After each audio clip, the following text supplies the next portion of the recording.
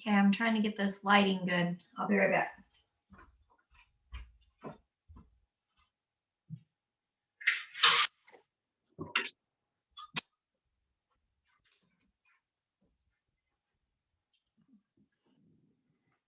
I'm loving the sunshine, but it makes it hard for lighting. Okay, so this is the adult child interaction training. It did not record. I've done this 2 times now, and both times it did not record. So I'm just hoping it's recording. There is no one on here but me, so it's going to look a little different than usual when you're viewing a recording. So let's just get right into this, and I'm going to go ahead and share my screen.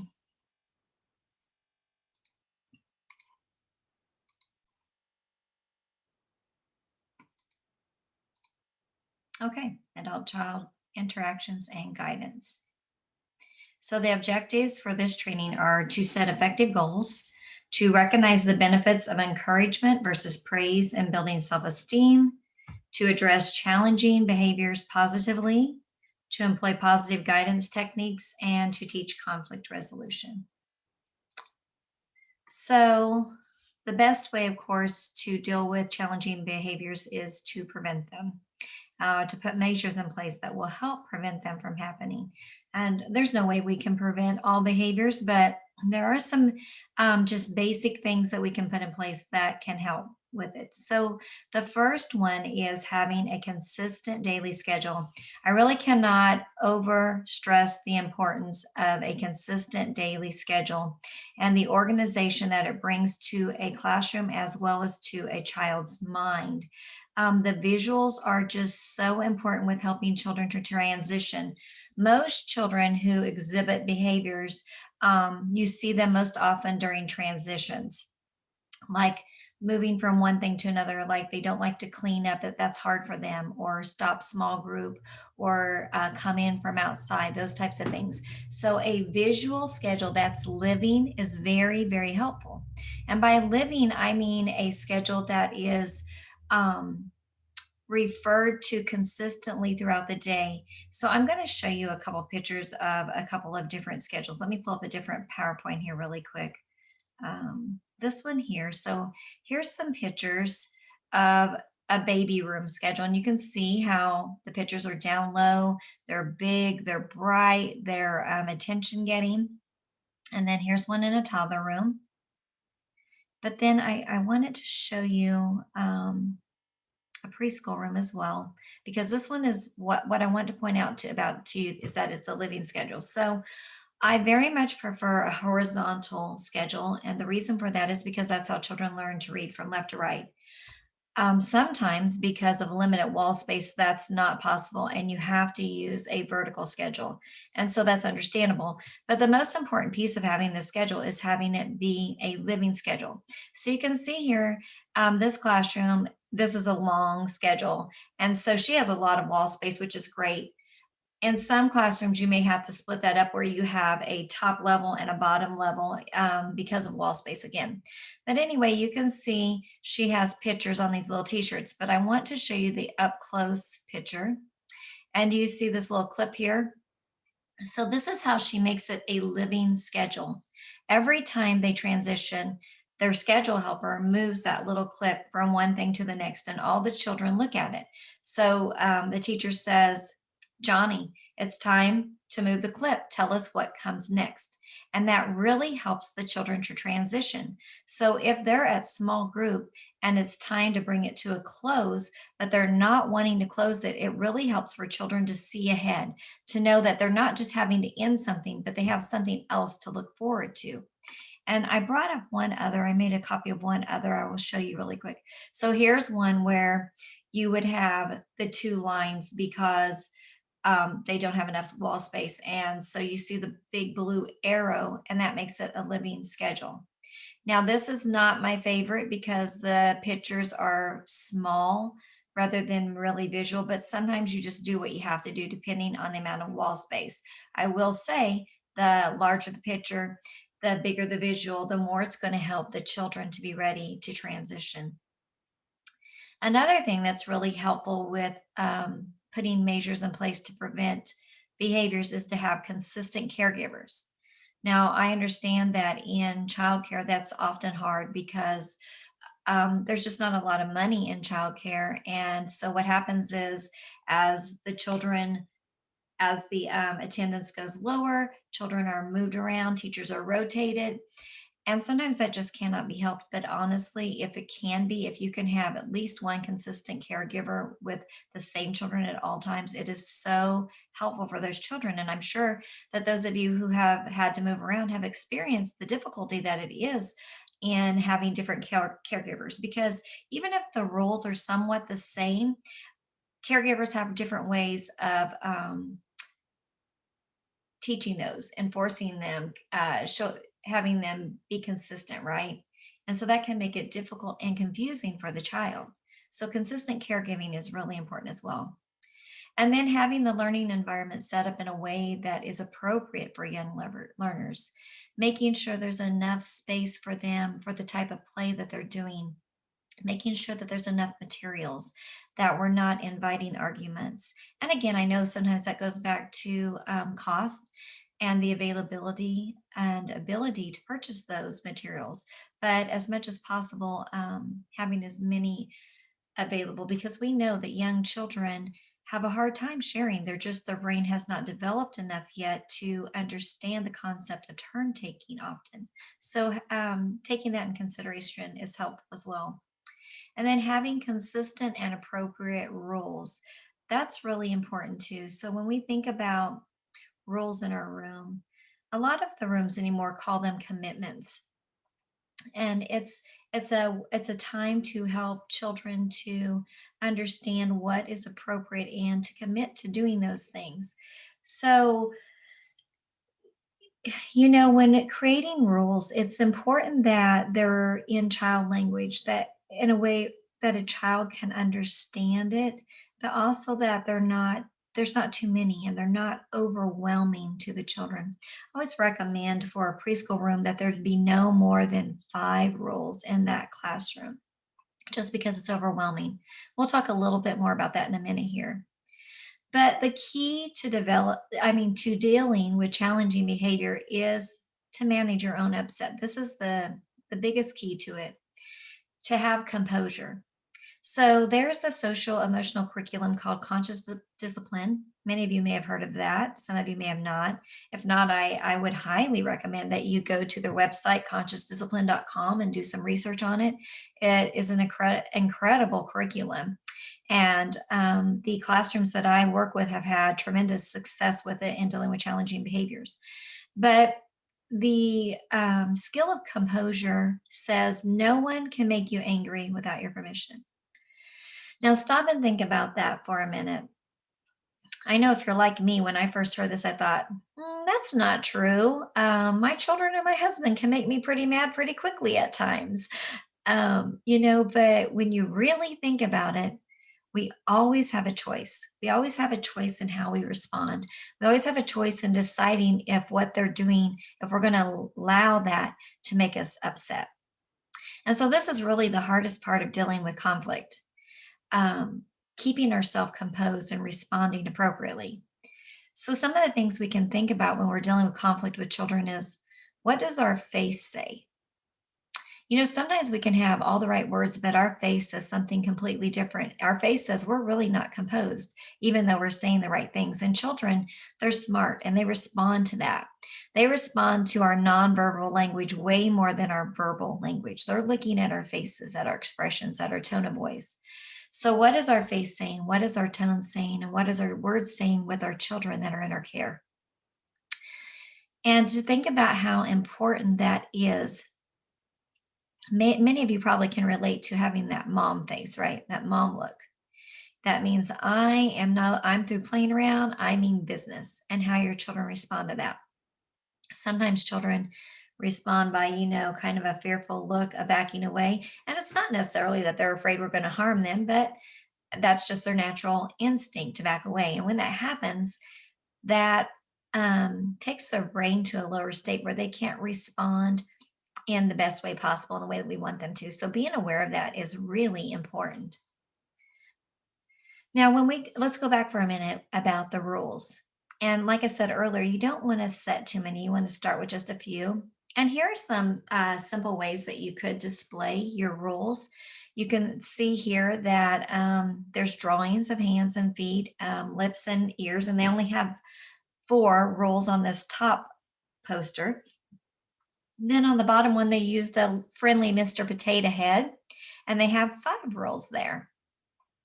And so, one of the things about our rules is we always want to frame them in positive ways.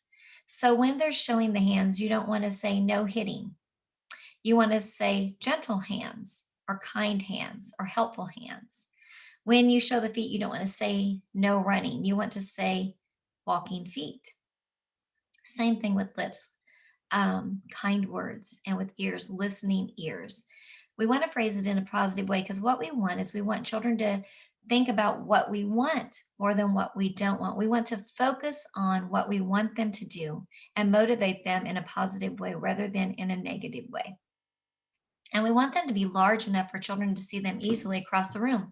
Because you know what? Children need reminders often, right?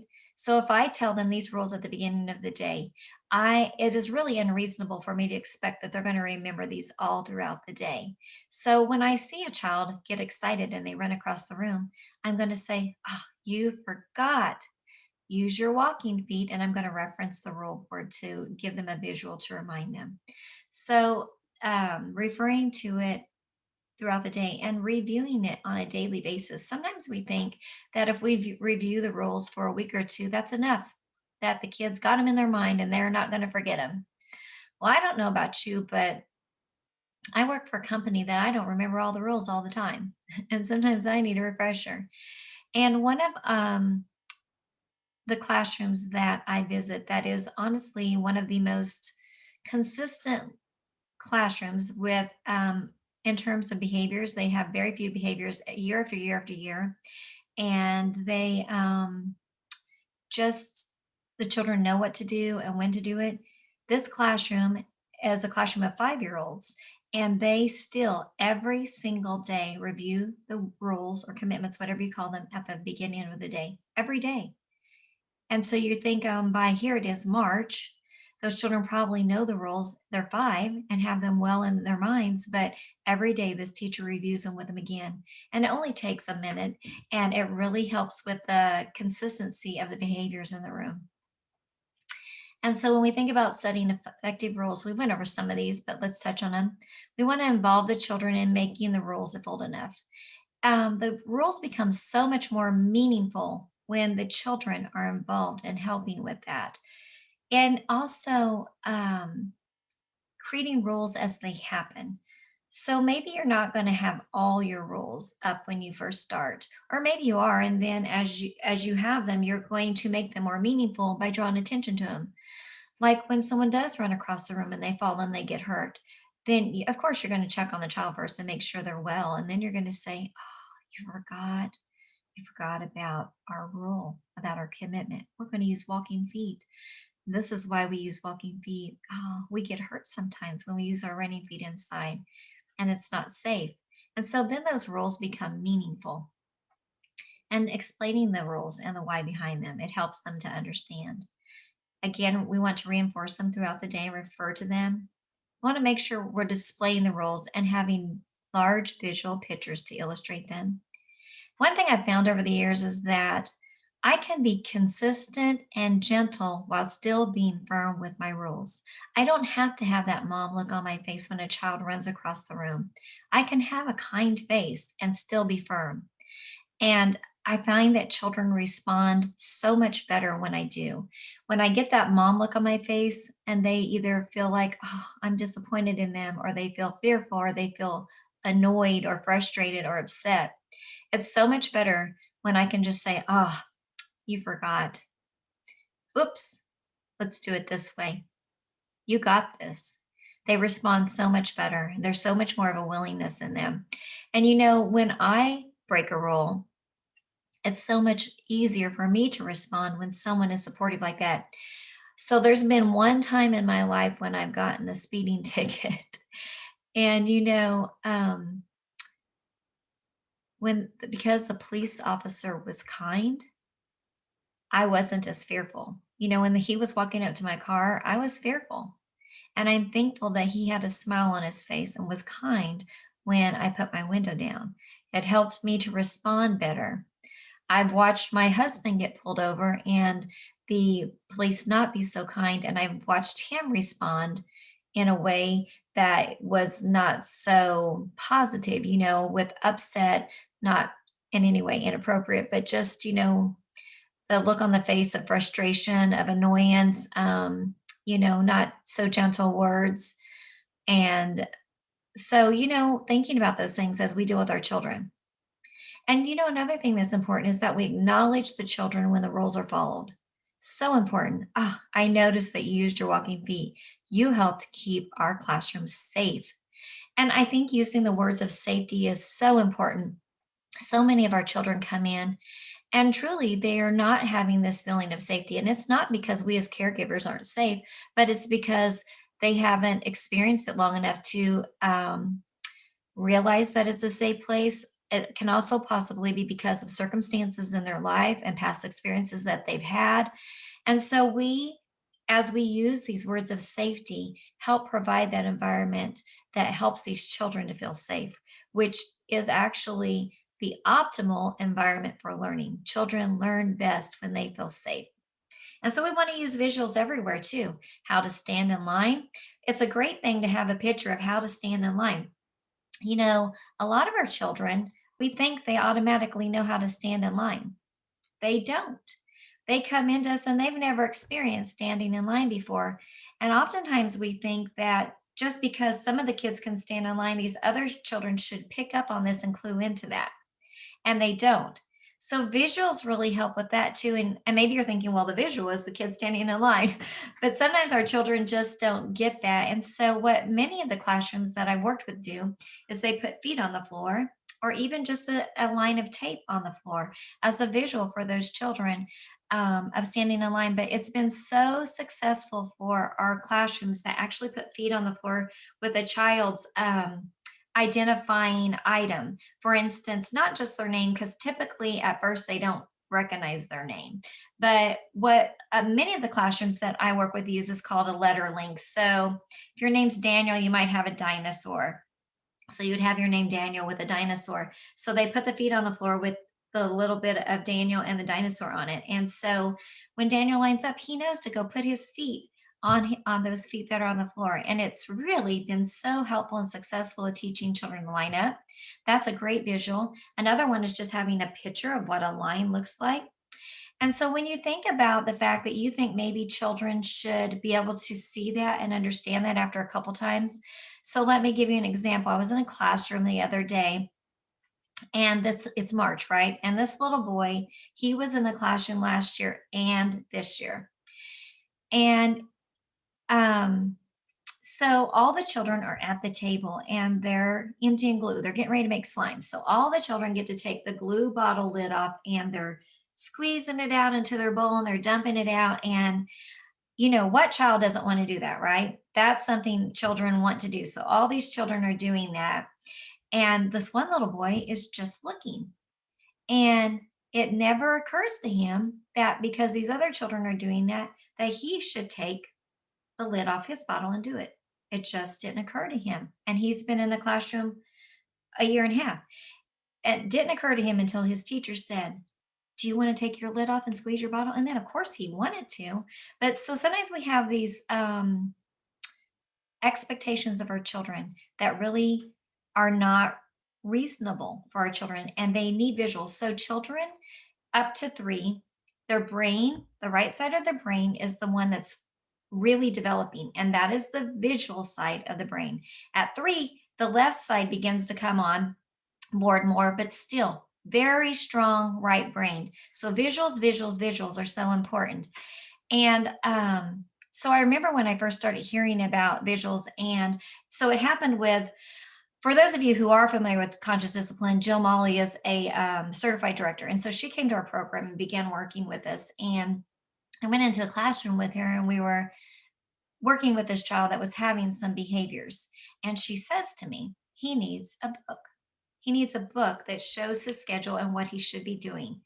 And so I'm going to be honest with you. I thought to myself, really? Really? A book is going to fix all his behaviors. Okay. But it's Jill Molly. She's been paid money to come into our program. So I'm going to do what she says to do. So we create this book for this little guy. And he's also dual language. So he has just a little bit of English and mostly Spanish. And so we create this book. And so, like, it has pictures like when he's on the carpet.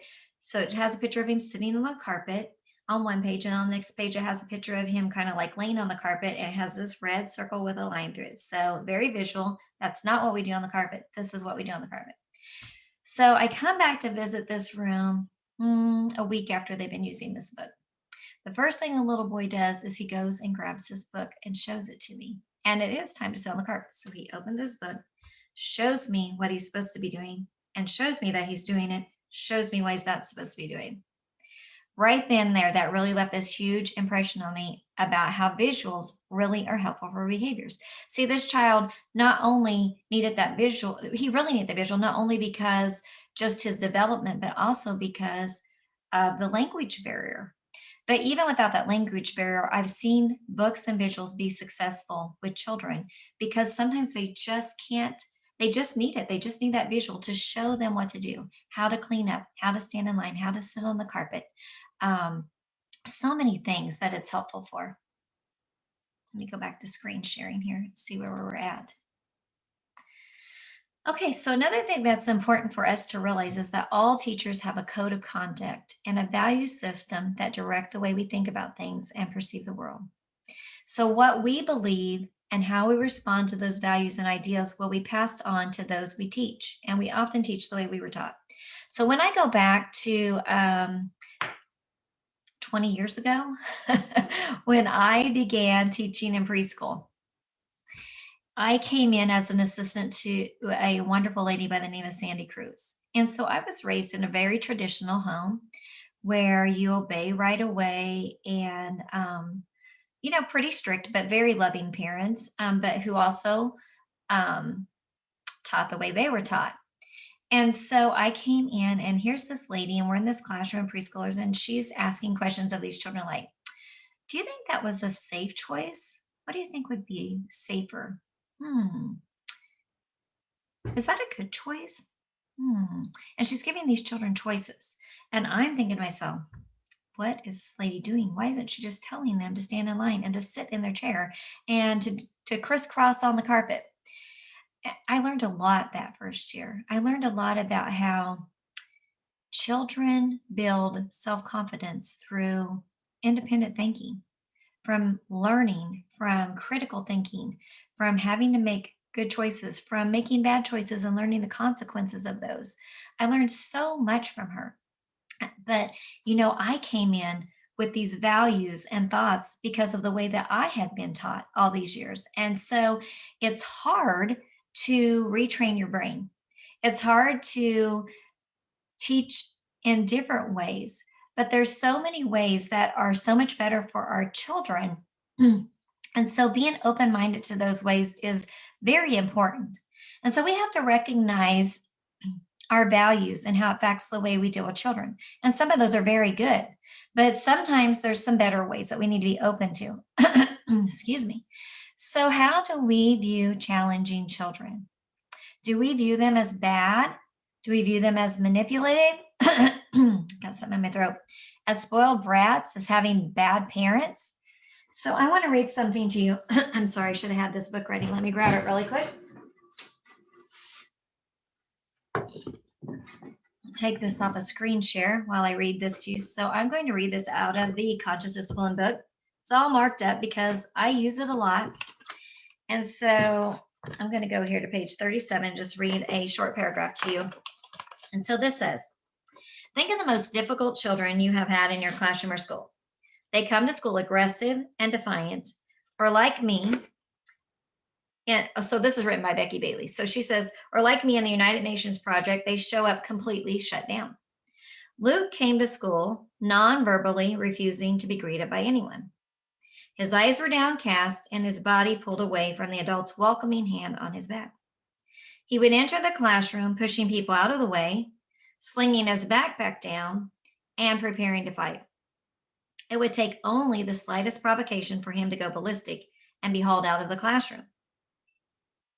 Now, I'm betting some of you are picturing a child in your mind that you know that's like this.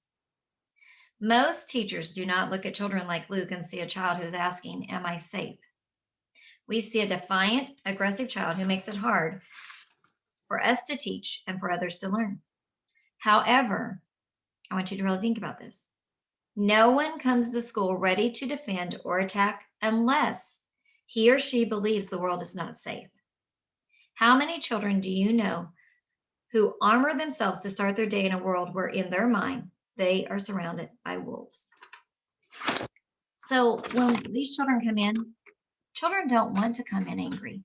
They don't want to come in scared. They don't want to come in fearful. There's something going on. There's something deeper happening in their lives. And so we need to view them differently. We need to change our mind about how we think of these children. I have a video that I want you to watch. Just a second here. Let me get back here. It's only a little over 4 minutes. So it's going to take me just a minute to get to it. Again, I should have been more prepared and I wasn't. This is about a little boy named Elijah.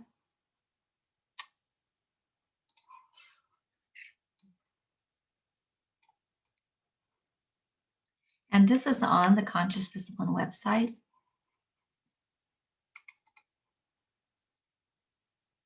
So you can view it if you want to. Okay, let me make this big so you can see. Elijah, he's a new student who joined me the second day of the second semester. My assistant principal came in and interrupted me in the middle of my diary and said, "I just want to give you a heads up. You're getting a new student tomorrow." And I thought, usually you just get a card in your box. And he said, "I'm not going to be here, and Mr. Axel, the principal, is not going to be here. But we've got people already lined up to back you up if you need help." He has a little bit of a reputation from the school he was from before. And I thought, this could be interesting. Of course, your first reaction is back to the feeling buddies. I became terrified, scared, anxious. I had to be conscious of my own feelings and breathe and really go back to who I know I am and what I believe. And what I believe is there are no accidents, that he came into this room and this school family for a reason. This child's coming into this school family because he needs a fresh start. And so we get to give it to him now. Doesn't mean it's going to be an easy journey. Day one, when he walked in, I went home to my husband and I said, "Angriest 5-year-old I've ever seen." I said, "I'm choosing relationship. I'm choosing relationship." I didn't make him comply. There were no outbursts. He just kind of stood to the side. Day 2, he wouldn't enter the room past the door. He was over by the cubbies, pulling out pencils, pulling out sharp objects, and I'm, breathing. And it was obvious to the kids that he wasn't like everybody else. I had read Schubert's New Friend the day before about Spence the Spider, so I kind of front-loaded them with that. I couldn't be in the circle. I felt like I needed to be over kind of watching him, so I was teaching from a distance, my morning routine. I go, "Okay, welcome to our family." I was doing everything from a distance because I didn't want him to hurt himself or somebody else. And then I'd come back to the rocker to do something I had to do, and in the meantime, Jad goes, "I think he needs angry," and he runs over and he gets angry and he takes it over and he just threw it. And he goes, "I'll just put it right here." And I said, "He doesn't know about angry yet." And then someone goes, "We'll try a bear." Aubrey went and got a bear, and of course the bear went flying. And I said, "Let's just wish him well, boys and girls." And Gavin goes, "I know." He goes, "I'll get him the breathing things." And he goes and gets the icons that I have on a ring in the safe place, and he brings those over. And Gavin's a little more, he's seeing things flying. So he just kind of puts it down. And I said, "Well, you know what, Gavin, we haven't taught him yet, but he knows our intent, and we're just going to wish him well." And he was being tracked for an emotionally disturbed classroom. He'd thrown chairs and tables. He has not had one outburst since he's been here. He was actually talking to me by day 5. Miss Hepler, look, I can do the monkey bars, or talking to the other kids by day 10. I had to leave after his second day with us because I had planned to go on a field trip with my daughter. And I just felt prompted, even though he was really angry. He was in line for the bus, and I looked at him and I said, Elijah, I said, I want you to know that I have to go away for 2 days. And I took his finger out and I said, so I'm going to be gone Thursday and Friday. I said, and then Saturday and Sunday you're going to be home. I said, but when you come back Monday, I said, I will be here. I am coming back. And he just held on to me, and I held on and I breathed him. I said, I'm coming back. I'm your teacher. I'm coming back. And then since then I found out that his teacher was on medical leave, and he's had revolving subs at his other school. So he never had a consistent teacher. He never had a routine. He's academically really low, and he sees that now. And so he's angry this week. Again, non-responsive, but we're just going to keep digging in and wishing well. I see the power of positive intent in this child in a huge way. And I just am so grateful for conscious discipline, because I know if I didn't have it, the old me would have, because of my fear of what he would do, felt like I would have to make him behave, and then he would have reacted. And I just thought, you know what? What's more important, being right or being in a relationship? And I'm choosing relationship. And once I've built relationship, which takes 6 weeks, then we can work on compliance. Okay, so that is one of my favorite videos with conscious discipline. I just love the power of that video. And so my favorite thing that Vicki says in that video is that she's choosing relationship over being right. And that's really hard. So when we have those children come in and they do those things, they throw those things, they have that look on their face and they're non-compliant. And what do we do? Do we try to make them? What do you think would have happened had she went over there and tried to force him to join? It would have been a battle, right? It would have escalated and it wouldn't have been successful. He probably would not have trusted her. I'm sure she would have put her hands on him in ways that he didn't want, that would have caused him to feel unsafe, even though it seems very obvious that she's a safe person. But she said he was on track for a behavioral school. And so, but he had all these issues in his past, just that we know of, that no consistent teacher. And we don't know what else has maybe happened in his life that he struggles to come into classrooms. And so, but he's being successful there. You see that. But I want you to think about something she said. It took 10 days for him to start really talking to the children. And it really takes 6 weeks for a real relationship, for real trust, for real safety to be felt.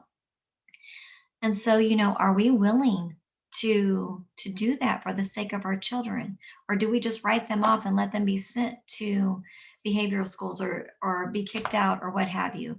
And she talked about a lot of tools there that some of you may not be familiar with, but those are conscious discipline tools, the different things she talked about. And those can be learned about and purchased on that website. And I'm not in any way like saying go buy them. I don't work for them or anything like that. But I'm saying if you're interested in them, that's where you can find out about them. And they have a lot of webinars and things like that. But, she also talked about positive intent.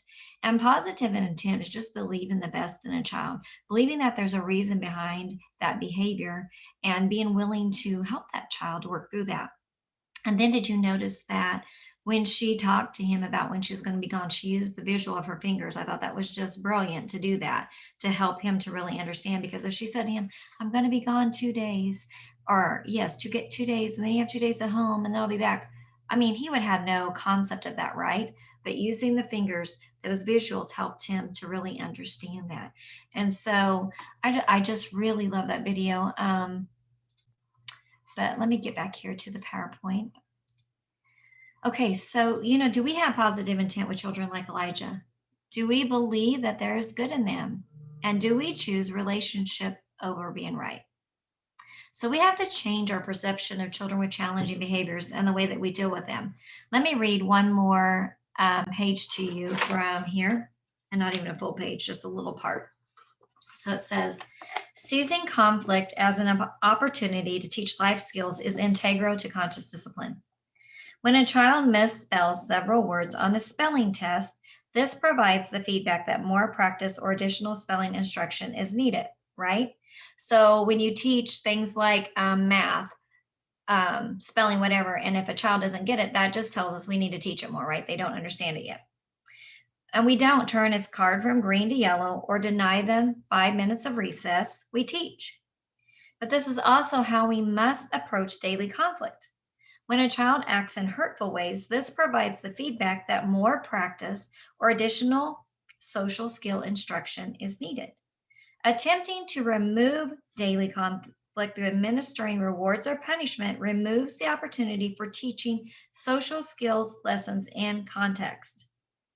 So let me kind of put this in perspective a little bit. So when a child hits, they want a toy. One child has a toy, another child wants it, and they hit. And we just send that child to timeout. The only thing we may have taught that child is that when I hit, I go to timeout. We didn't teach them how to ask for a toy. We didn't teach them how to respond when told by the peer that no, they can't have the toy. We didn't teach them how to self regulate at all. We didn't really teach them anything. So the next time that a child has a toy they want, they're going to do one of two things. They're going to either hit again, or they're just going to do nothing, and they're not going to ever learn those skills that they need to learn how to interact and deal socially in a way that is appropriate with other children around them. So we need to think about those things when we're working with our children and how to teach them. And so we're going to get into that here in a little bit. But one of the things we really need to recognize first when dealing with children, it's really helpful if we can recognize what some triggers are that we have. So here's a picture of some triggers. So pause for just a minute and think about what are some things that really kind of trigger you, that get you annoyed with children, behaviors that frustrate you the most. So is it hitting, biting, lying, backtalk, bullying, exclusion, whining, crying, arguing, throwing things, talking, yelling? I don't know. Maybe your trigger's not on here. When I think about my triggers, screaming is a trigger for me. I have a 3-year-old, or actually 2-year-old granddaughter. She's getting ready to turn 3, and she screams all the time at her brother. Like if he touches her, she screams because she knows that gets her attention. And I spoil them to death, but the screaming, it just drives me crazy. But instead of being angry at her and annoyed, I've been teaching her to say, I need help. And so she's starting to do that now. And so she doesn't remember every time. She gets to come over here Thursday evenings and stay all day Friday. So she's here once a week, right? So when she comes, we start out screaming again because she hasn't practiced that all week long. And so we do it about 3 or 4 times. And then after that, she starts to kind of remember a little bit, and then she'll forget, and then she'll remember. So it takes over and over and over again practice to help these children with these things. But knowing that that's my trigger, I know when she comes over, it's going to happen. And so I just remind myself about how I'm going to deal with that. I remind myself that that's a trigger and I want to respond in a positive manner. And so it's really, really helpful if we can choose a trigger. Now, some triggers are really, really hard. So, like sometimes hitting can be really hard. Sometimes children run away. There's a classroom that I'm dealing with that's been really difficult because the child runs constantly from the teachers. If they're doing something that the child doesn't want to do, he runs. He climbs up on shelves and things. And that's more of an extreme behavior. And that's really hard to deal with. And so I was talking about the teachers about that and how they feel when that happens. And they were like, they get anxious. And then that anxiety transfers to their face and to their body. And the thing is, children recognize that, right? So we're all energy. We all transfer energy to one another. When our coworker comes in grumpy, sometimes that transfers to us and we begin to feel grumpy. So, anxiety, when we're feeling anxious, that kind of just escalates the behavior of the child. And so it's really important to work on the composure piece. So I'm going to show you something here. Let me find the right piece. I have it up here somewhere. I think I meant to have it out. What's this one? Okay, yeah. So here, let's think about this one for a minute. So when I'm going to show you kind of how it escalates when we have this trigger happen in us. So let's say your trigger happens, and so this child is starting to run from you, and so automatically our brain says things like, "You're just doing this to annoy me. You're deliberately defying me. You're intentionally tuning me out. You're driving me crazy. You're doing this to get back at me and hurt me." Different things like that go through our mind. Well, then once we start that thought, it begins to magnify. The next thing we know, we're thinking, I cannot stand this 1 minute longer. This child has gone too far. They never listen. They never pay attention or stay on task. See how it's magnified? Because there are obviously they pay attention at sometimes, you know, or how dare you speak to me? Or you turn everything into power struggle. And then what happens? We take it a step further. It just magnifies more and more, just escalates. This is just plain manipulation. You are lazy, malicious, stubborn, disrespectful, whatever. You don't care about anyone but yourself, and you're deliberately being mean and cruel. See how it just escalates? And so, what happens is that trigger thought causes us to think other thoughts, and they just escalate. And then before we know it, we're just our clacker, our anxiety is really high. And then that transfers to our face, to our body, to our tone. And 9 times out of 10, we're not successful with getting that child to comply when we're in that state. And so we have to learn how to work through that state in order to help the children to come down. And the only way we can do that is to actually calm ourselves. And so some ways to calm ourselves is to, when we feel that trigger happening, the first thing that we can do is just stop and take some breaths. And I know that sounds so crazy. I have one teacher that she will testify that breathing works. So when she first started learning about it, same as me, she thought, this is stupid. This is crazy. But the funny thing about breathing is what it really does is it gets oxygen to your brain. So when we're in those situations with our triggers, what happens is we start to go into a lower brain state. Ideally, we want to stay up here in our prefrontal lobe. That's where we're brilliant. That's where we can access problem solving and all these wonderful things with children. But when we get anxious, we start to get emotional. We begin to drop down, and we begin to not have our brilliance.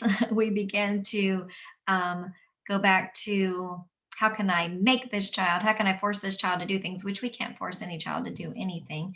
And so we need to stay up there, and the breathing helps the oxygen to keep going up there. So typically, I try to breathe like about 3 times. And so the important thing, though, is to understand how to breathe effectively. You need to learn to belly breathe. And so when you take a breath, you want your belly to, when you breathe in, you want your belly to go out. So it's kind of like inflating a balloon. Like when you blow into the balloon, it gets bigger. So when you take in that air, you want your belly to open up, not just in your chest, okay? In your chest, actually, just chest breathing causes anxiety. So you want to practice this belly breathing. If you've done yoga, you know how to do this. So anyway, if you put your hands on your belly and take a breath in with me, and then breathe out. And I'm going to talk as I breathe out just so that I can show you how long that I breathe out. So I'm still breathing out, and I'm still breathing out, and I'm still breathing out. And now I'm going to breathe in again.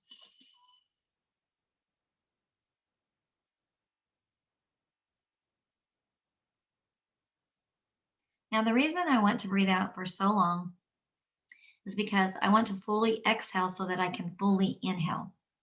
And what you might notice as I was breathing is that my belly fills first, and then it goes up to my chest. So let me demonstrate that one more time.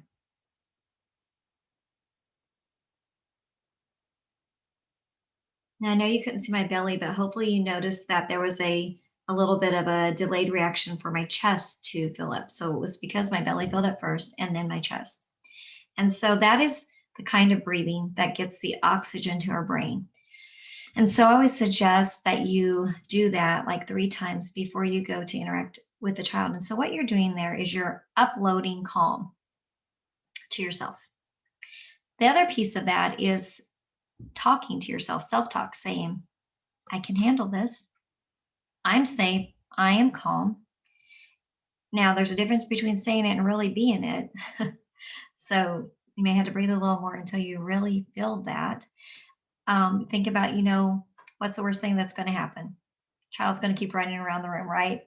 And maybe they're going to trip and fall or something, but most likely it's not going to escalate completely out of control. So just reminding yourself, I'm safe, I can handle this.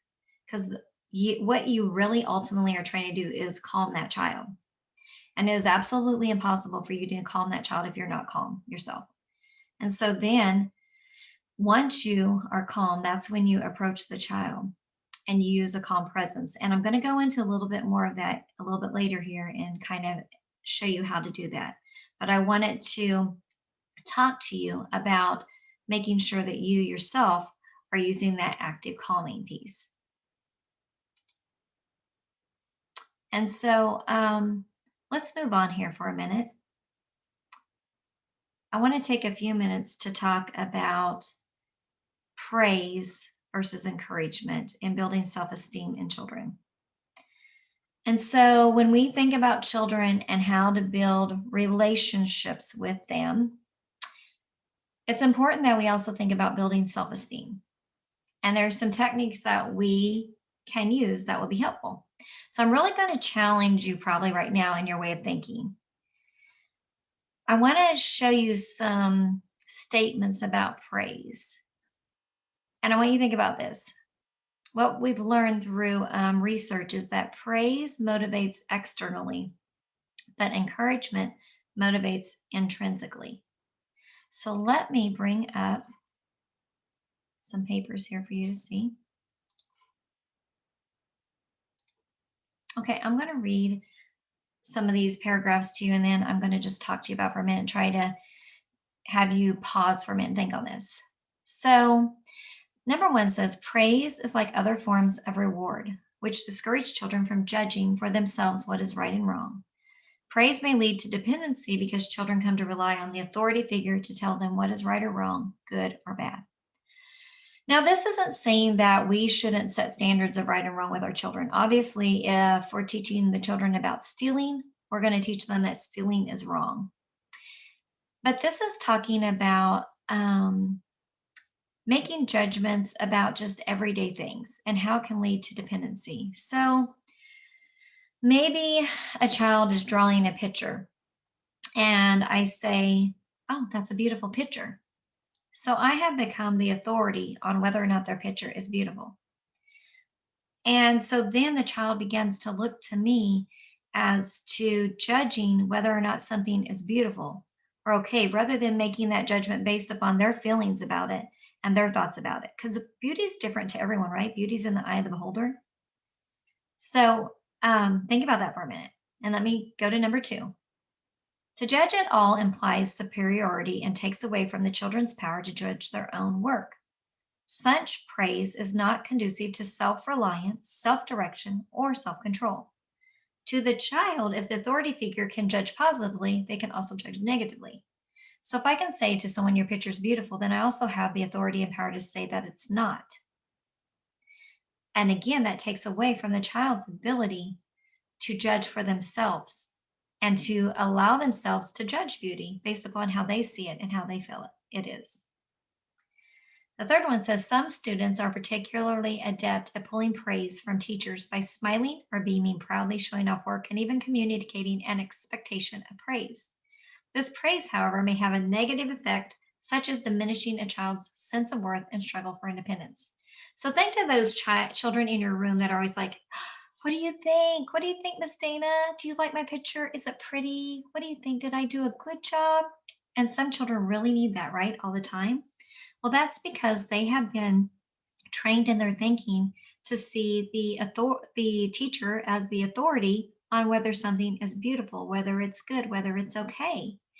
And I understand that in some situations that is necessary, but in so many situations it is not. And so let me give you another example here. Let me read number 4 and I'm going to give you an example.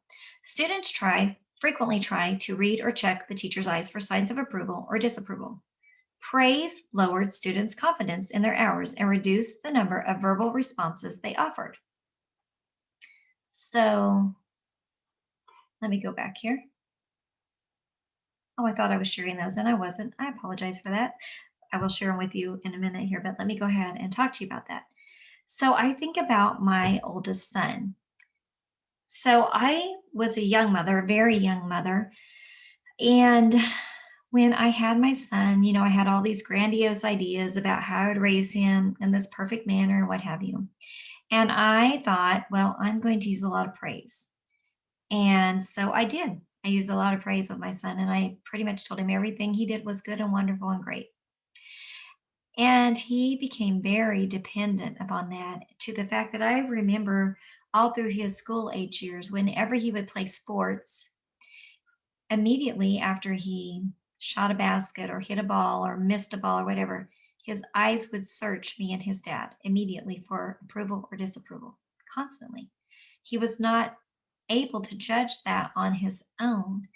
It was always based upon what mom and dad thought. And I bet you can think about children in your care that are like that. And really, that my son struggled with self-esteem so much because of that, that he didn't wasn't able just to evaluate that on his own. And it's taken him years to overcome that, and me years to try to undo what I've done, and say things like, what do you think? How do you feel about that? And validate that, because it did create dependency. It really did create that. And I had all the good intentions in the world. I mean, I meant well without a doubt for my son. I wanted him to grow up to be very confident, but praise actually worked in the opposite way. So let me go ahead and share actually this time these. And so here's another one. Number 5 says, I like the way Margaret is listening. Let me say that again. I like the way Margaret is listening. This is using praise to manage children and to encourage other children to conform. Using praise in this manner can lead to anger and resentment. Even very young children can often tell they're being manipulated with such a statement. So we do that, right? So we say, I like the way so and so sitting crisscross. I like the way so and so is getting in line. And our goal is really to manipulate the behavior of the other children, right? And while this isn't necessarily wrong, what it does is it again causes the child who's being praised to be like, oh, yeah, and I'm just going to continue to try to get this praise from this teacher. And here's the truth, it will work for some children, but those children that we have struggles with, it doesn't work for them. It might work 1 or 2 times, but really they could care less. And they realize they're being manipulated and they don't care, because they are not caring if they please you. And that goes back to having a connection, but we'll talk more about that another time. But just recognizing how praise is not effective in many ways. And so number 6 says, no child can always be good or nice or smart. Consequently, in order to avoid negative evaluations, they may tend not to take chances and try difficult tasks. So let's think about that child who is the one that gets praised. They can't be good all the time. That's impossible. They're human. So if they think they're going to let you down, they might not try it. They might not try the task. They might sit back and then limit themselves, because it's through trial and error and success that we really truly gain self-esteem. But if a child's whole life is based upon praise, and that's what's important to them, they're not going to try those challenges. They're not. They're going to be afraid to, because they're afraid they're not going to get that praise that they so desperately crave. And then number 7 says, praise can actually lessen self-motivation and cause children to become dependent on rewards. Praise may be useful in motivating students to learn by rote, but it may actually discourage problem solving. So I think back to the years when I tried things like the green and yellow and red, and I tried the treasure boxes. And here's what I'm going to tell you, they never worked for my children with behaviors. Maybe one day, maybe two, but what ended up happening was every day I had to tell the parent, well, they got on red today, or they got on yellow, or they didn't get a treasure. And you know what? It didn't take me really very long to figure out I was done with that. It was breaking my heart as much as the child's that they were not able to accomplish that. And so I just stopped that. The rewards to me, all they did was really punish the kids who couldn't do it.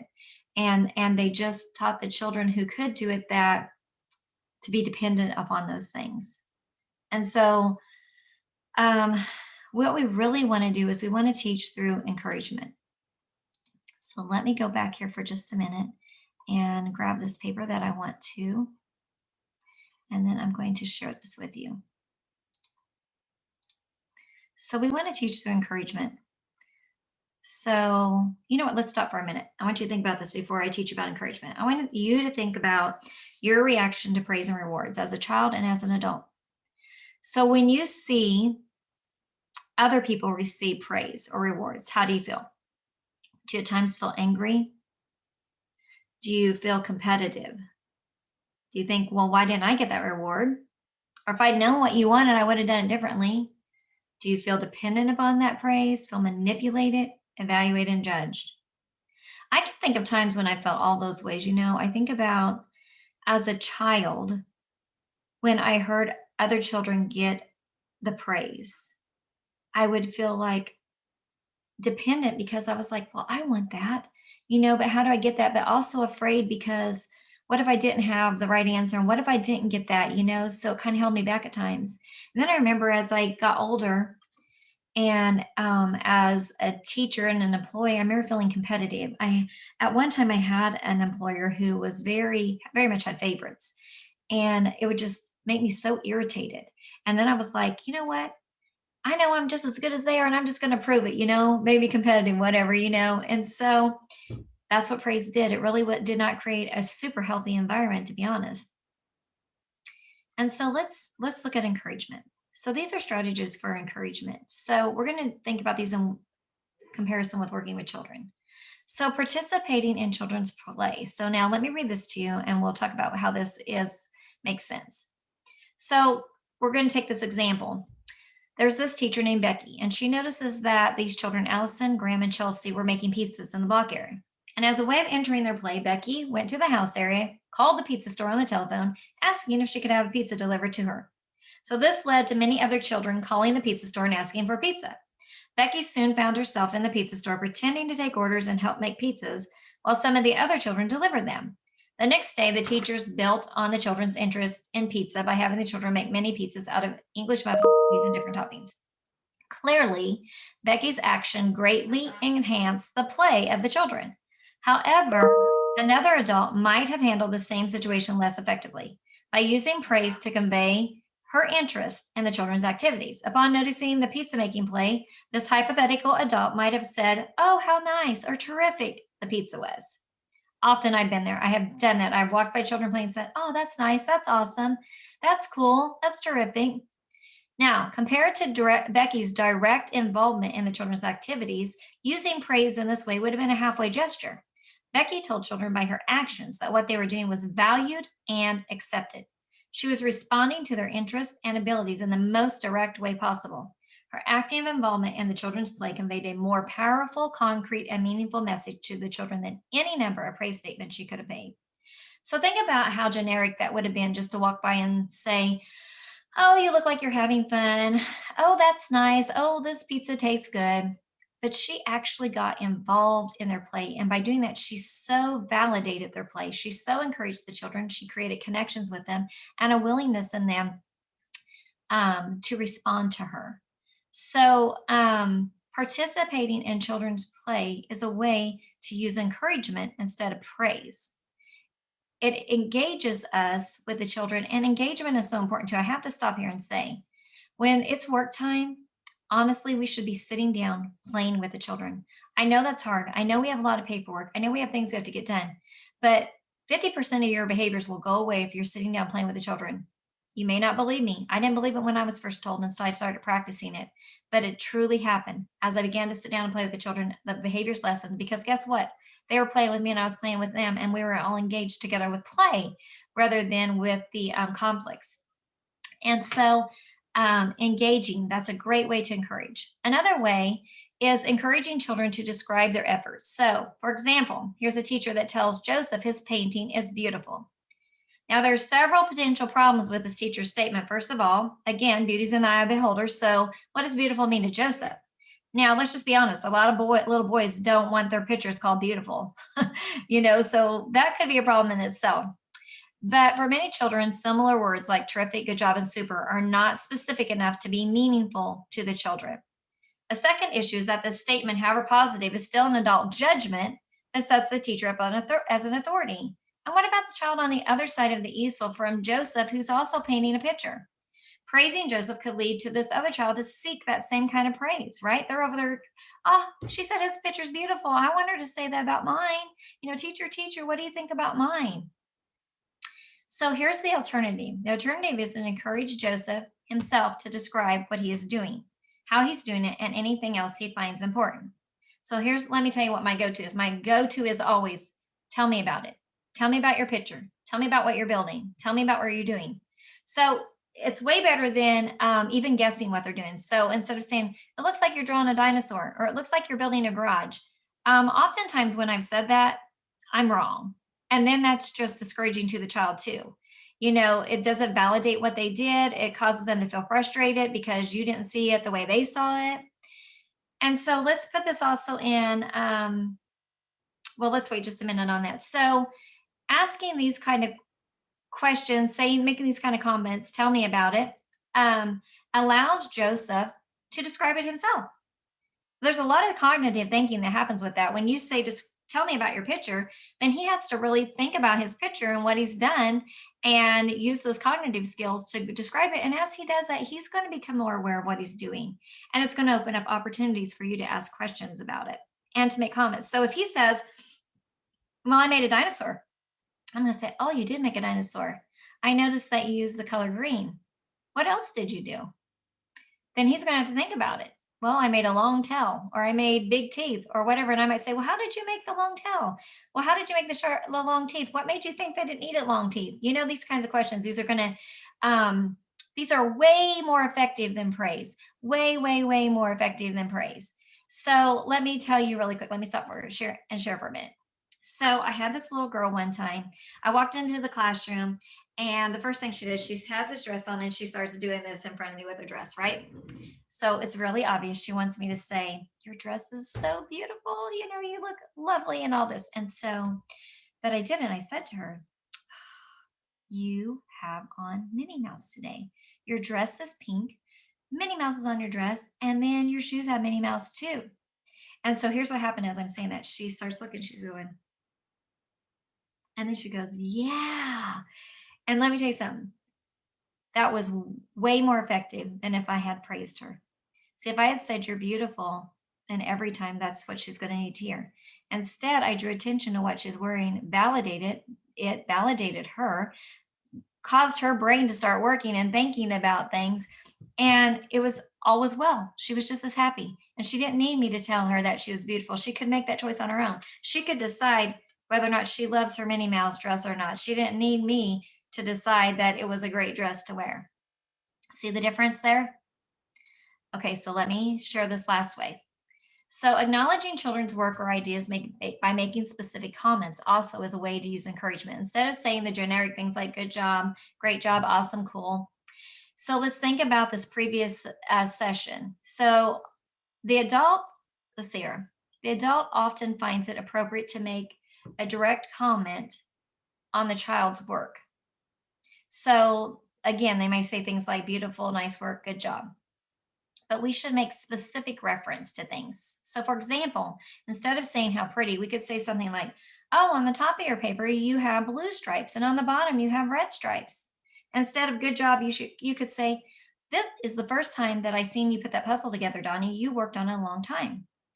So, saying things like these are very encouraging statements to the children. Basically, what it is just noticing and narrating. So, if I do see Johnny making a dinosaur, I could say, "Ah, use the color green, and I see you made a head, and I see teeth." If he's just said that it is a dinosaur, so I'm going to use descriptive words. Or if a child's building with blocks, I might say, "Oh, you put the blue blocks on top of the red blocks. I see you lined up your blocks in a row here. You lined up your cars in a row here." And then when they say to me, "Yeah, I made a garage," then I can say, "Oh, you did. Do you want me to get some cars for us to put in it?" See, I can engage in a play that's appropriate, that validates what they're doing. And I want you to relate this to yourself. So, like, when you have a boss, I'm sure, and if they come into your room and they say, "Nice job today," that's really nice. And it's good to hear that, and it makes you want to hear it again. But how much nicer is it to hear, "So I noticed that during circle time, you had the kids really engaged. I noticed that song that you used, they really enjoyed that." How much more effective is that to you? Because then you know what was going well. It's more validating to what you did. They noticed things you actually did. It wasn't just this generic good job. It's way more effective. And so with children too. And so we want to think about ways that we can use encouragement rather than praise. Let me see what else here really quick that we are going to talk about. Okay, so behind every behavior, there is a reason for that behavior. The question is, do we care enough to figure out the reason, and why should we? So, really, we should care, right? And we should care because if we can figure out the reason, then we can help that child find the skills to deal with that behavior. But when we just try to stop the behavior, the reason the behavior is happening never gets resolved. It just comes up again. Like the example I gave earlier about the little child who hits because they wanted a toy. So when we just send them in timeout, they never learn the skills they need, right? To be able to get the toy or use the toy. And here's something Becky Bailey said: when we focus on behavior without helping children manage their inner states, we are putting out fires, but we're leaving the little fire starter active. So, behind the challenging behaviors are children asking one of two questions. Number one, they could be asking, "Am I safe?" Number two, they might be asking, "Am I loved?" And that might seem crazy, but I'm going to explain some of this. So, here's the ideal situation: what if we could manage our own upset, connect with children during their behavioral outburst, and then transform these difficult moments into life lessons for all involved? That's the dream. But let me tell you, it is possible. It's probably not going to happen 100% of the time. In fact, it's not. But if it happens 50% of the time, what is success, right? So is it your job to help a child feel safe and loved? Absolutely, it is. And I want you to think about some things we do that help them feel this way, and things we do that help them not feel this way. So when I think about things that help them feel this way, I think about when a child comes into the classroom and greeting them. And if when they come in, if I welcome them by name, if I say, "Oh, Zachary, you're here. I'm so glad you came today. I was hoping you would be here." Or if I'm across the room and mom's dropping him off and I don't acknowledge him, which of those is going to have the child feel safe and loved? Or even if I'm across the room and I say, "Hey, Zachary," that's it. Maybe I'm across the room and I'm changing a baby's diaper. I can still say, "Oh, Ellison, you're here. I see you. After I get Zachary changed, I'm going to come over and give you a morning hug," or whatever. What do we do to make our children feel loved and safe? What about when they break a rule, when they forget to walk? How does our face look? We're supposed to walk in this classroom. How's a child going to respond to that? I can see the expression on most children's face when I do that. They're not going to feel very safe. Even though I'm not going to harm them, they are still not going to feel safe in that moment. Or what about if I just did this? You forgot to use your walking feet. Let's practice together. Come on, let's do it. There's big difference in the feeling of safety. And what comes with that feeling of safety and love is willingness in the child, willingness to comply. And that's where we're trying to get with children. And we have to make that effort with these children that have behavioral issues. They need that help. And it's going to take practice and practice and practice. But we have to do this. And so the child who's asking, am I safe? They're in their survival state. So there are three states of the brain. There's the survival state, the emotional state, and the executive state. We want to be in the executive state, okay? But each level goes up higher. The survival state is the lowest state. So these children that are in survival state and asking if they're safe, here's the behaviors you're going to see. You're going to see hitting, you're going to see kicking, biting, pushing, tantrums, screaming, head banging. You will even see withdrawing and running away and hiding and shutting down. Now, let me tell you something. These children that are in the survival state, they only have three skills available to them at this time. They only have fight, flight, or freeze available. That's all they can do. They cannot problem solve. If you start talking to these children and saying, are you being safe? What should you be doing? You're not going to get the right answer from them. I don't even know if they'll hear you half the time because they are not in the place where they can problem solve. They are down here in their brainstem.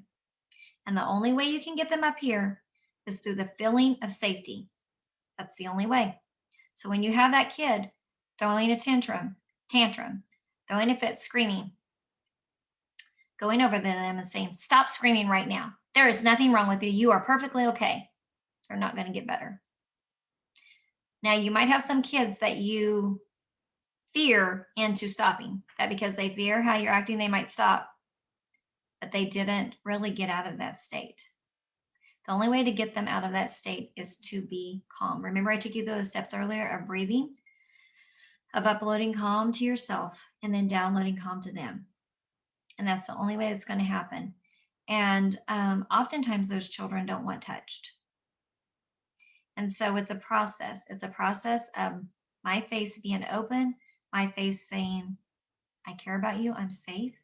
Oftentimes what I'll do is I'll just get close as I can to those children as they'll allow me, and then I'll just sit and breathe for a little bit. And then a skill that really helps is if that child is in that state of withdrawal or even like crying, once I'm calm, then I can say things like, your hands are like this. And here's the goal. Here's the goal. The goal is for them to look at me. Because I cannot download calm to them unless I can make eye contact. So I need them to make eye contact. And the minute they do, I'm going to go,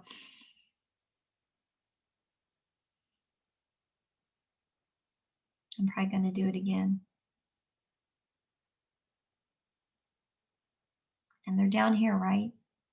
And when I'm doing that, making eye contact, I'm downloading calm to them. And when I can see that they pause and maybe they take a breath, then I'm going to use my words to try to move them up. I'm going to say, you were hoping you could play longer. You seem really frustrated. Actually, I said that backwards. I'm going to say, you seem frustrated. You were hoping you could play longer. Now, here's what I don't want to do. I don't want to say you were frustrated and stop.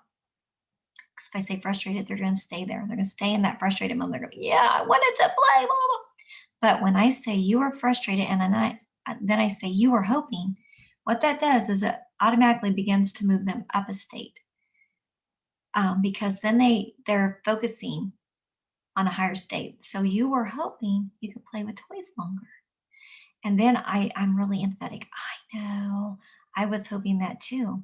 But you know what I'm going to do? I'm going to try to take them to a higher state. I'm going to say, it's time to go outside. And then I'm going to give them if they're moving up with me, I'm going to say, how do you want to go out? Do you want to walk with me or do you want to walk by yourself? Two positive choices. Now, there's a lot of information that I've just given you, but this is a process that often works. Now, if when the child is upset, they stay in that upset, I'm going to just keep breathing for a while. And I'm just going to be close by and offer support until they're ready. And then I'm going to notice it every once in a while. Oh, your arms are doing like this. Your hands are doing like this until I can get that eye contact. And I'm going to try download calm. And if it doesn't download and they go back, I'm going to go through it again. And I'm going to go through it again. And I'm going to keep that face until they can get to that higher state. Because see, the more I can get them to breathe, the more oxygen is going to get up to the brain. and they're going to move up to that state, but it's going to take some time. If they're running, I'm not going to chase and chase and chase. I'm going to try to get to a place where I can stay close enough to them.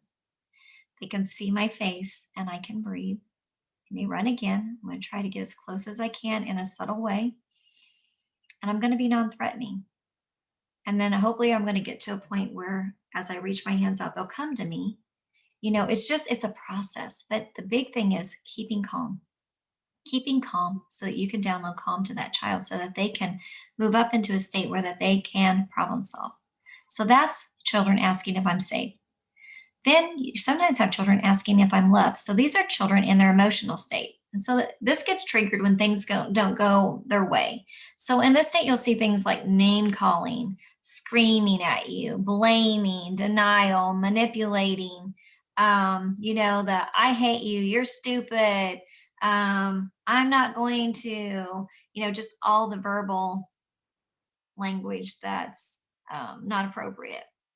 And so in this state, a child is asking if they're loved, and what they're needing in this state is connection. So when I have that child who's angry at me, who is telling me they hate me, they're telling me they need connection. They really are. They're saying, well, are you still going to love me even when I say this, even when I do this?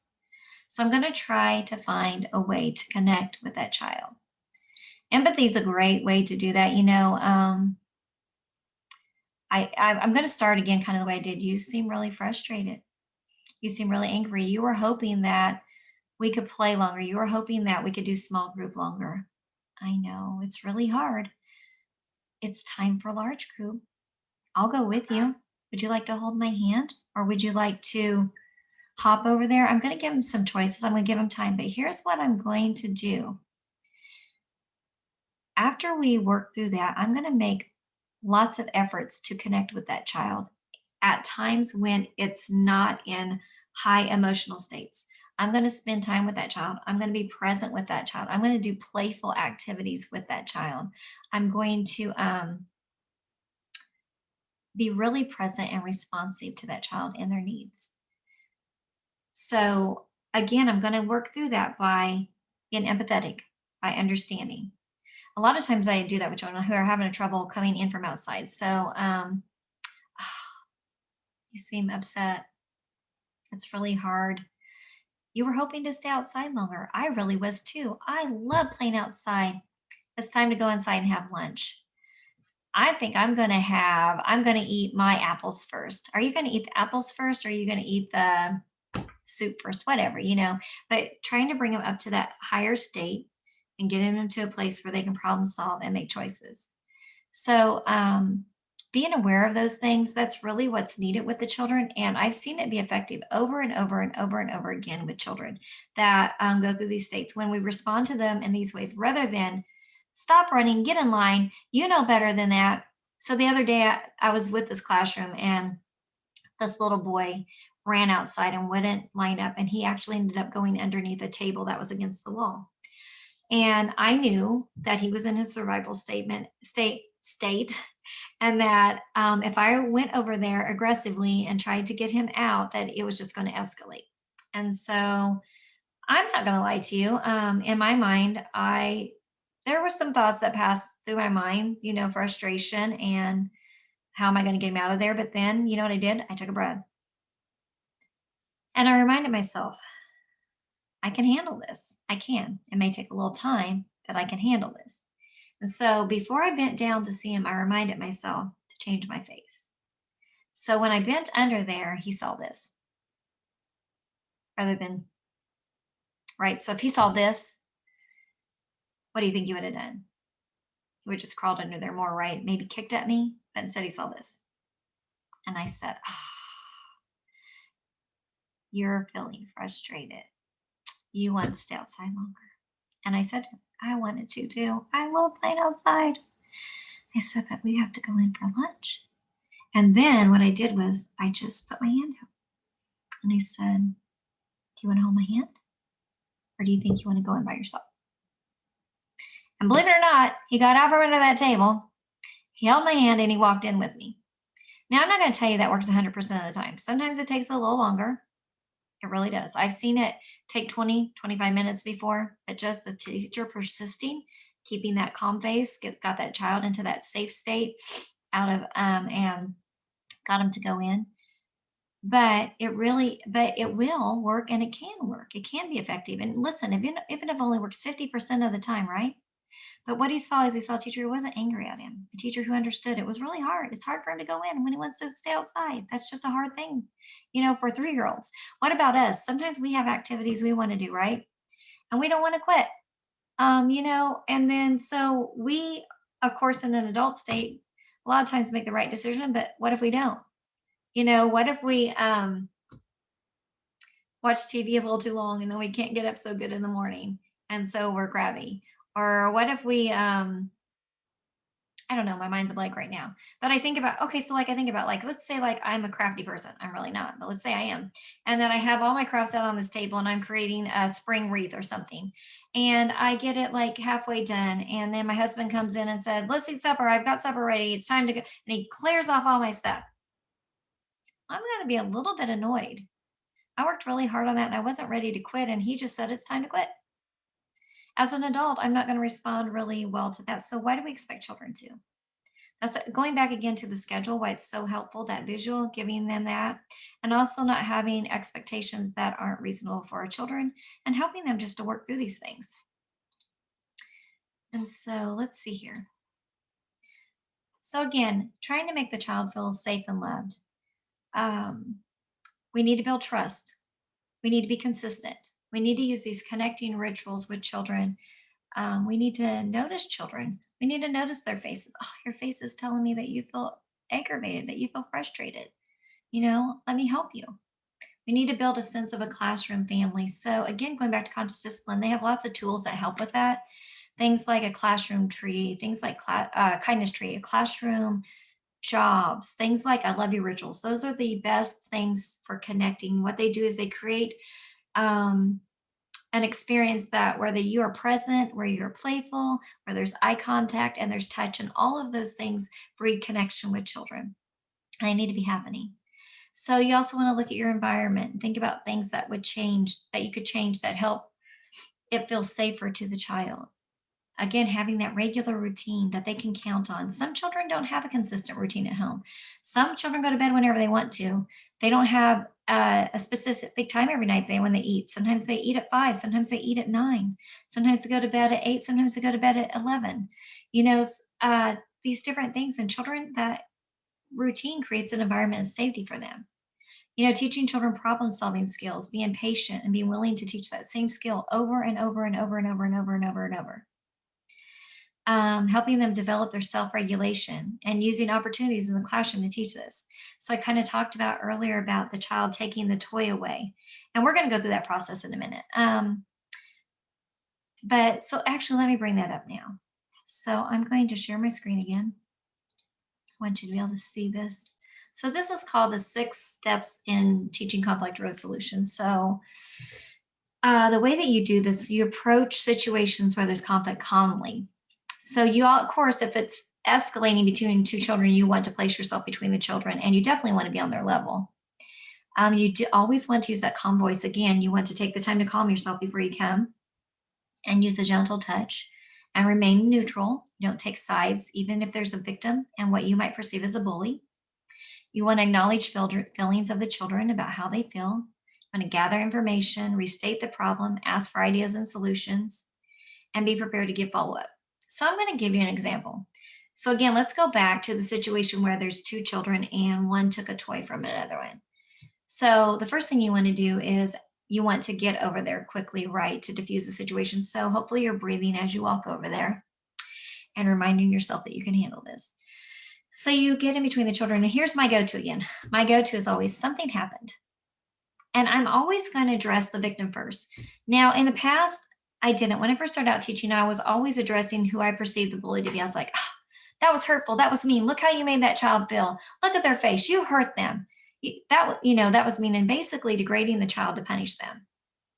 And so we don't want to do that. We want to walk over and say something happened. Of course, the children are going to talk. And if you see that another child has been hurt, I'm going to obviously address that child right away. I'm going to hold that child. I'm going to hug that child. I'm going to comfort that child. And when they tell me so and so hit me, I'm going to say to them, did you like that? Of course, they're going to say no. Let me get back here. I want to be able to see this, but I want you to be able to see my face. So I'm going to hug that child. I'm going to acknowledge their feelings. And then again, I'm going to say, did you like that? And they're going to say no. So I'm going to say to that child, so what I want to do is I want to empower the victim. I want them to have their big voice and learn to solve problems. I want them to know how to deal with someone when they hit them. I don't want them to think that the adults are always going to solve their problems for them. So I'm going to say to that child, I'm going to say, tell them you don't like it when they hit you.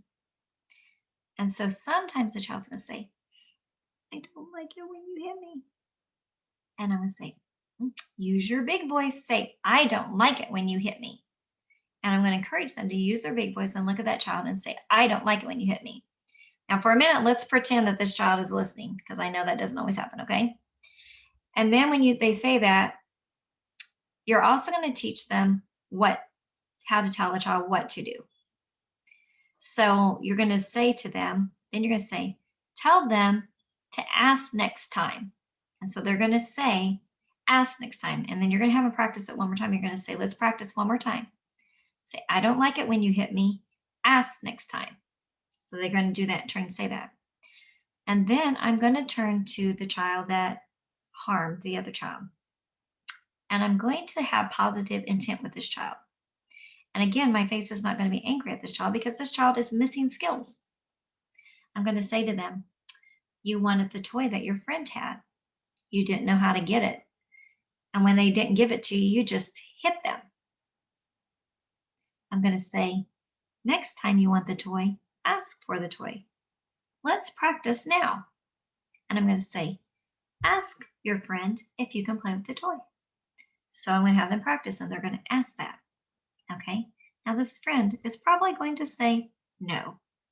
So we're going to be prepared that we're going to have to deal with helping this child develop self-regulation. Okay. Because they're not going to want to be told no.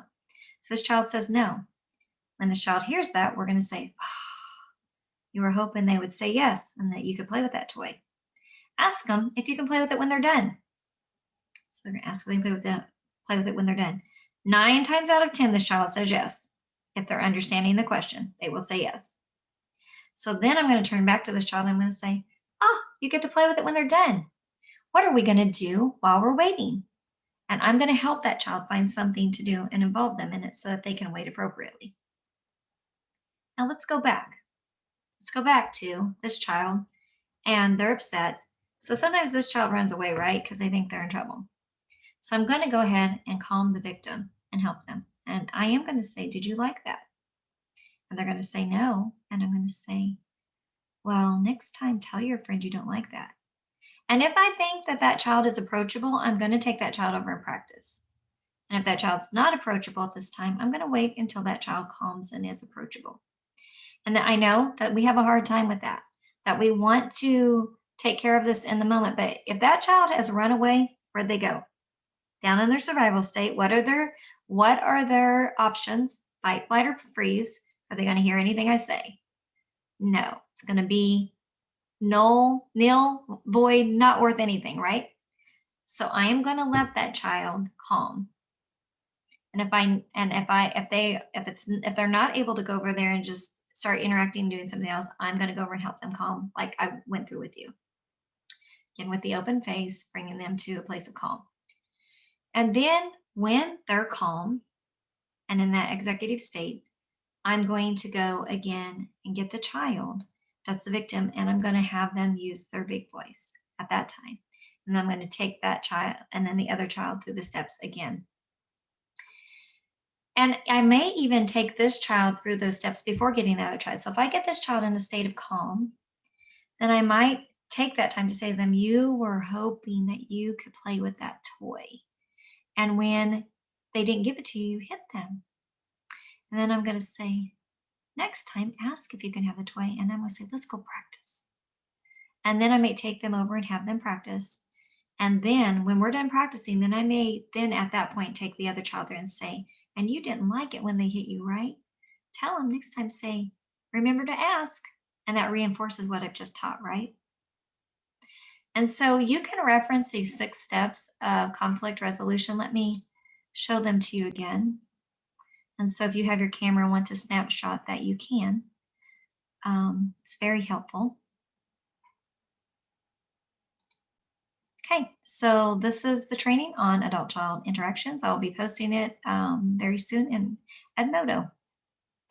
Have a good day.